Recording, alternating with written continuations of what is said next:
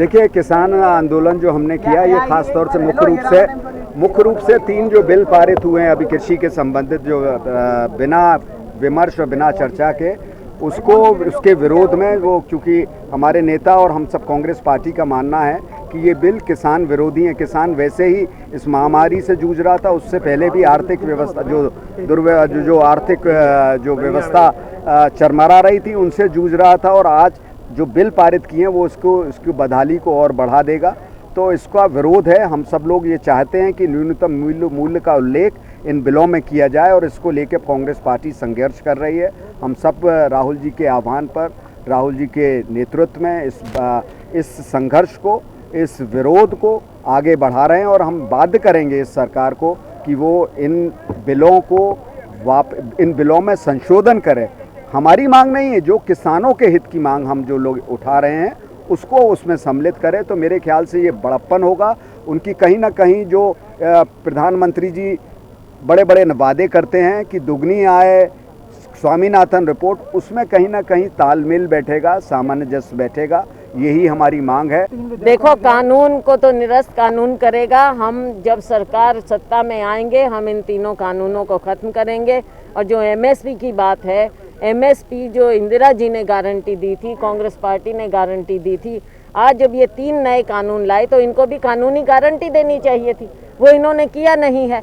हम कहते हैं कि कानूनी गारंटी मिलना चाहिए, वरना इनको निरस्त करो, और हमारी सरकार आएगी हम इन्हें निरस्त करेंगे। आपने देखा कि चाहे यूपी हो चाहे हरियाणा हो, हर रोज़ कानून व्यवस्था बिगड़ रही है। और अब ये जो आप शराब का घोटाला, जहरीली शराब से लोग जिनकी जान जा रही है, ये हर तरह से कानून व्यवस्था ख़त्म हो चुकी है यहाँ पर। और फिर ध्यान भटकाने के लिए और फिर कहते हैं हम नया कानून लाएंगे। क्या आज के दिन कानून कम है? अगर किसी ने कोई गलत काम किया उसको सबसे पहले भय होना चाहिए। यहाँ पर भय अपराधियों को नहीं है, यहाँ जनता को भय है, लड़कियों को भय है, हमारी महिलाओं को, बेटियों को भय है। तो उस भय से आप कैसे उठाएंगे? फिर आप कहते हैं कि नहीं हम एक नया कानून बनाएंगे।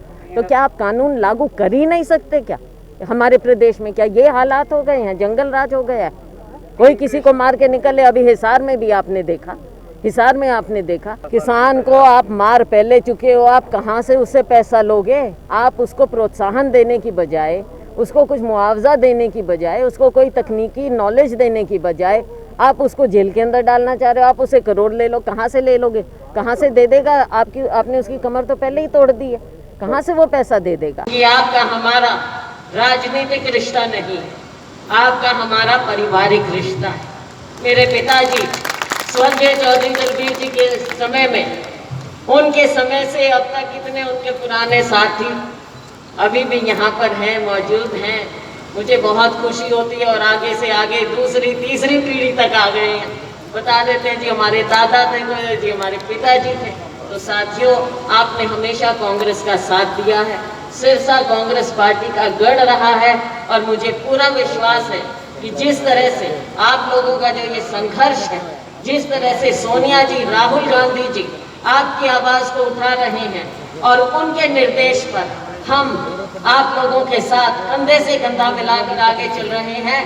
ये आपकी लड़ाई नहीं है, ये हमारी लड़ाई है, ये कांग्रेस पार्टी की लड़ाई है। और आपको विश्वास दिलाती हूँ कि राहुल गांधी जी ने जो कहा है, जो वो कहते हैं, अपनी बात पर अडिग रहते हैं।